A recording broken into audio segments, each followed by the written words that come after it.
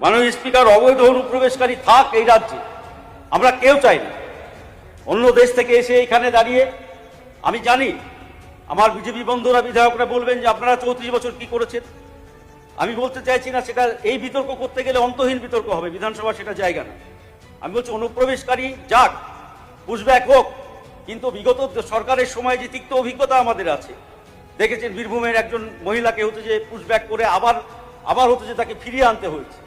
যার ফলে এটাতে একটা অংশের আমাদের দেশের নাগরিকদের মধ্যে, আমি হিন্দু মুসলমান বলতে চাইছি না, আমরা চাই না এইসব হিন্দু মুসলমান করে রাজনীতি বা হচ্ছে যে এসব করতে চাই না, আমরা বলতেও চাই না, কিন্তু আমাদের দেশের কোনো বৈধ নাগরিক যাতে এটাতে আতঙ্কিত না হয় কোনো অংশে, যে অংশেরই হোক, সে সংখ্যালঘু হতে পারে, সংখ্যাগুরু হতে পারে, এটাতে যেন কোনো ধরনের হচ্ছে যে না হয় সঠিকভাবে যাতে। এবং এটা দুঃখের বিষয়, অনুপ্রবেশকারী বলা হচ্ছে বারবার, নির্দিষ্ট সংখ্যা তথ্যের বিচারে এখন পর্যন্ত এই যে 1-1.5 মাস থেকে যে কথা বলা হচ্ছে বারবার, আমরা কিন্তু তথ্য এখন পর্যন্ত বিধানসভায় পেলাম না, বা রাজ্যপালের ভাষণে উল্লেখ হলো না যে এতজন অনুপ্রবেশকারীকে নির্দিষ্টভাবে আমরা পুশব্যাক করেছি, বা হচ্ছে যে বাংলাদেশে পাঠিয়েছি, বা অন্য রাজ্যে বা অন্য দেশে পাঠিয়েছি। এটা হচ্ছে যে আমার এতে পাট চাষিদের সমস্যা। আপনারা জানেন মুর্শিদাবাদ জেলার, আমি যে সাব ডিভিশনে বাস করি, বা হচ্ছে মুর্শিদাবাদ জেলার একটা বড় অংশ, মুর্শিদাবাদ দুটো যে ভাগে, একটা রাঢ় অঞ্চল যেখানে ধান উৎপাদন হয়, একটা বাগড়ি এলাকা যেখানে। 1 মিনিট। হ্যাঁ, তো এই বিষয়গুলো নিয়ে, এবং হচ্ছে যে মালদা মুর্শিদাবাদের নদী ভাঙন, এই কারিগরি শিক্ষার ক্ষেত্রে আমি বলেছিলাম যে হচ্ছে যে একটা দমকলে যদি এই সরকারের দৃষ্টিভঙ্গি, যেটা মাননীয় মুখ্যমন্ত্রী বারবার বলছেন, আমাদের প্রধানমন্ত্রী দেশের এসে আমাদের রাজ্যে বারবার বলেছেন সবকা সাথ সবকা বিকাশ, সেটা করতে গিয়ে যদি তা করতে হয়, এবং মুখ্যমন্ত্রী বারবার ঘোষণা করছেন যে সংখ্যালঘু সম্প্রদায়ের পিছিয়ে পড়া এলাকাতে ছেলেদেরকে কিভাবে টেকনিক্যাল কাজে যুক্ত করা যায়, বা টেকনিক্যাল শিক্ষার মাধ্যমে তাদেরকে মূল শিক্ষার আঙিনায় আনা যায়, তা যদি করতে হয়, ডোমকল রাজ্যের মধ্যে অন্যতম হাইয়েস্ট সংখ্যালঘু অধ্যুষিত যে বিধানসভা হচ্ছে যে, আমি চাইবো যে অন্তত একটা ITI কলেজ সেখানে স্থাপন করা হোক। অন্য অনেক কিছু আছে, জেনারেল কলেজ আছে, গার্লস কলেজ আছে, DLED সব। যে একটা স্বৈরাচারী সরকার ছিল, তাকে হারিয়ে এই নতুন সরকার গঠন করার জন্য। দ্বিতীয়ত হচ্ছে যে রাজ্যপালের ভাষণ মানে একটা নতুন সরকারের, আমরা যতটুকু জানি, যেটা হচ্ছে যে আগামী 5 বছর এই সরকার শিক্ষা, স্বাস্থ্য, আইন সহ এ রাজ্যের সমস্ত কিছু ক্ষেত্রে কি দিশা নিয়ে চলবে, তারই রাজ্য সরকারের ভাষণে প্রতিফলিত হয়। এবং সেই ভাষণে যা বক্তৃতা থাকে, সেটাকে এই সরকার আগামী 5 বছর অনুসরণ করবে, এটাই সাধারণত সংসদীয় রীতি। মাননীয় রাজ্যপাল যে ভাষণ দিয়েছেন, নিশ্চিতভাবেই হচ্ছে যে আমরা যেটা জানি প্রোটোকল, কিন্তু এটা মন্ত্রিসভা পক্ষ থেকেই পরিষদীয় মন্ত্রী সহ ক্যাবিনেট মিনিস্টাররাই হচ্ছে যে এই ভাষণ লিখিত করেছে। এবার এই ভাষণ যখন আমি কালকে পড়ছিলাম, MLA হোস্টেলের ঘরে বসে রাত্রিবেলায়, তখন এই ভাষণ পড়তে পড়তে একটা স্বপ্নের জগতে চলে যাচ্ছিলাম। সত্যি যদি এরকম রাজ্য হয় আমাদের, অবশ্যই সাধুবাদ। আমরা চাই, আপনারা শাসক দলে আছেন, আমরা বিরোধী দলের বিধায়ক হিসেবে একজন নির্বাচিত হয়েছি, বা যারা এই হাউসে এসেছে, তারাই সংবিধানের শপথ নিয়ে মানুষের কাজ করতেই চাই। আমাদের এই রাজ্যের উন্নয়নই চাই আমি। হ্যাঁ, সেটা পথ আলাদা হতে পারে। সেই জায়গায় দাঁড়িয়ে যা এখানে ভাষণে বলা হয়েছে, আমি নতুন সরকার, যা ভাবনা আপনারা বিভিন্ন ক্ষেত্রে রাজ্যপালের ভাষণে বলেছে, সেগুলো নিশ্চিতভাবেই আমরা চাইব, বা আমি চাইব সেগুলো বাস্তবায়িত হোক, এবং আমাদের রাজ্য সর্বাঙ্গ সুন্দর, বা হচ্ছে যে রাজ্য আমরা চাই সেই রাজ্য গড়ে উঠুক। কিন্তু আমি সেই কারণেই রাজ্যপালের ভাষণের উপরে কোনো বিতর্কে যাব। আমি মোট 26টা সংশোধনী দিয়েছিলাম জমা, তার মধ্যে এখানে দেখছি লিপিবদ্ধ হয়েছে 17টি সংশোধনী। আমি সেই সংশোধনীগুলো নিয়েই হচ্ছে যে আমি আমার সময়ে বক্তৃতা আমি শেষ করার চেষ্টা করব। সংশোধনী আমি বলেছিলাম যে রাজ্যপালের ভাষণে যা আছে সব তো ঠিক আছে, রাজ্যে ভূমিহীনদের বর্গার অধিকারের বিষয়ে কোনো উল্লেখ মাননীয় রাজ্যপালের ভাষণে নেই। একই রকমভাবে শিক্ষাক্ষেত্রে অনেক কিছু বলা হয়েছে। BMCতে স্কুলগুলোর হচ্ছে যে উন্নতি সাধন করা হবে, আমরা এটা সাধুবাদ জানাই।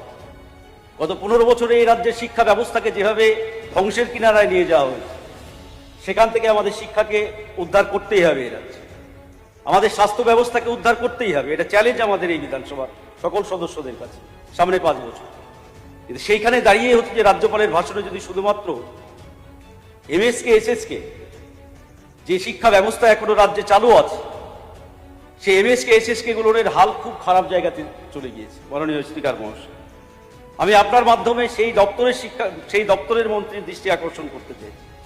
একই রকম ভাবে আমরা সবাই জানি 2019 সালে তৃণমূল কংগ্রেসের সরকার কলেজ শিক্ষা ক্ষেত্রে হতো যে আপনার ফুল টাইমার এবং হতো যে পার্ট টাইমার, তারপরে হতো যে গেস্ট লেকচারার, এই 3 শ্রেণীর হতো যে শিক্ষকদেরকে নিয়ে একটা একই ছাতার তলায় নিয়েছে স্যাক তৈরি করেছে। আমি দেখেছি বিজেপির সংকল্পপত্র যেটা ছিল নির্বাচন, সেখানে ওই স্যাকদের ব্যাপারে বেতন বৃদ্ধি সহ বিভিন্ন বিষয় প্রতিশ্রুতি দেওয়া হয়েছিল। আমি অনুরোধ করব সেই বিষয়টা যাতে আগামী দিনে হচ্ছে যে বিষয়টা ভাবা হয়। একই রকম ভাবে হচ্ছে যে ভোকেশনাল শিক্ষার ক্ষেত্রে যারা নিযুক্ত আছে তাদের কথাটা হচ্ছে যে রাজ্যপাল মহোদয়ের ভাষণে নেই।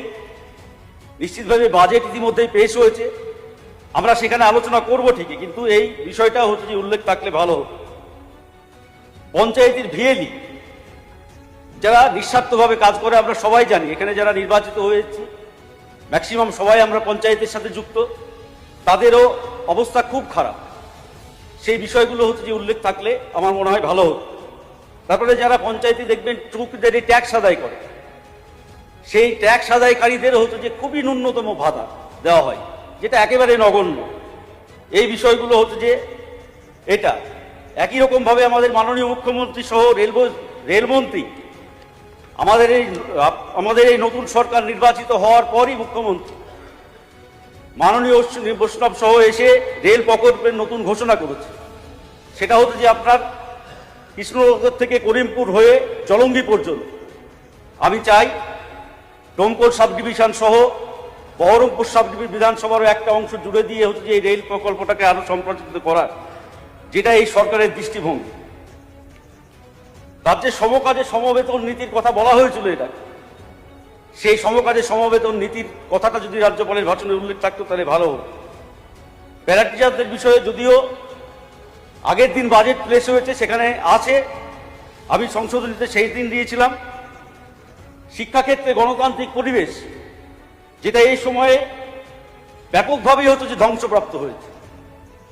কোনো কলেজ বিশ্ববিদ্যালয় হচ্ছে সংসদ নির্বাচন হয়নি গত 15 বছর থেকে। একচেটিয়া ভাবে তৃণমূলের হতো যে যারা দুষ্কৃতী, তারা হতো যে ওইখানে তৃণমূল ছাত্র পরিষদের যারা দুষ্কৃতী, তারা ওই কলেজ ছাত্র সংসদগুলো হতো যে জোগাড় করে দখল করে বসে আছে। আপনারা জানেন বিভিন্ন ইনসিডেন্ট আছে, আমি ব্যাখ্যা করতে যাচ্ছি না, আপনারা সবাই জানেন। সেই জন্য বলছি কলেজে গণতান্ত্রিক পরিবেশ ফিরিয়ে আনার জন্য ছাত্র সংসদ নির্বাচনের বিষয়টা যদি রাজ্যপালের ভাষণে উল্লেখ থাকতো তাহলে হচ্ছে যে আরো একটু ভালো হতো। তারপরে হতো যে মুর্শিদাবাদ জেলার, আমি যে জেলা থেকে যে বিধানসভা এলাকা থেকে নির্বাচিত হয়েছি, কাঁসা শিল্প একসময় বিখ্যাত হতো যে আমাদের জেলাতে ছিল। সেই বিলুপ্ত প্রায় কাঁসা শিল্পের কথা যদি উল্লেখ থাকতো রাজ্যপালের ভাষণে, বা হতো যে এটা সংশোধন করতে পারলে মুর্শিদাবাদ জেলায় রেশম শিল্প, তাঁত শিল্প, যেটা একটা সময় হচ্ছে যে ঐতিহ্য ছিল, এই শিল্পগুলোতে অনেক মানুষের ছোট ছোট, যেটা এই সরকারের পরিকল্পনা যে পরিযায়ী শ্রমিকদেরকে নিয়ে এসে এই রাজ্যে কাজ দেওয়া, তা যদি করতে হয় আমাদের রাজ্যে ক্ষুদ্র শিল্প, ক্ষুদ্র কুটির শিল্পগুলোকে উন্নতি সাধন করা ছাড়া এটা কখনোই বাস্তবে সম্ভব না। তাহলে সেই জায়গায় দাঁড়িয়ে হচ্ছে যে রেশম শিল্প আমাদের জেলার, তারপরে হচ্ছে তাঁত শিল্প।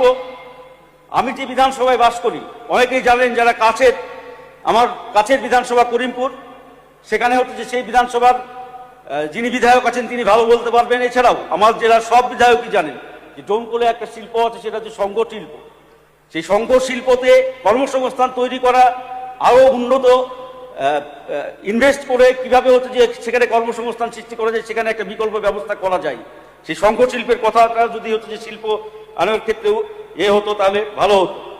আর একটা বিষয়, মাননীয় স্পিকার, অবৈধ অনুপ্রবেশকারী থাক এই রাজ্যে, আমরা কেউ চাই না।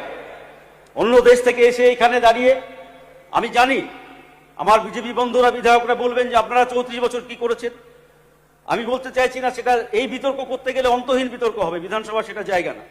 আমি বলছি অনুপ্রবেশকারী যাক, পুশব্যাক হোক, কিন্তু এই বিষয়গুলোই মাননীয় অধ্যক্ষ আপনার মাধ্যমে আমি রাজ্যপালের ভাষণে যে সংশোধনী জমা দিয়েছি সেই সংশোধনীগুলো আমি চাইবো যে আমার 17টার সংশোধনী আপনারা এখানে লিপিবদ্ধ করেছেন বা মুদ্রিত করেছেন, সেই 17টা সংশোধনী যেন হচ্ছে রাজ্যপালের ভাষণে লিপিবদ্ধ হয়, এই অনুরোধ রেখে আপনাকে সহ সকলকে আবার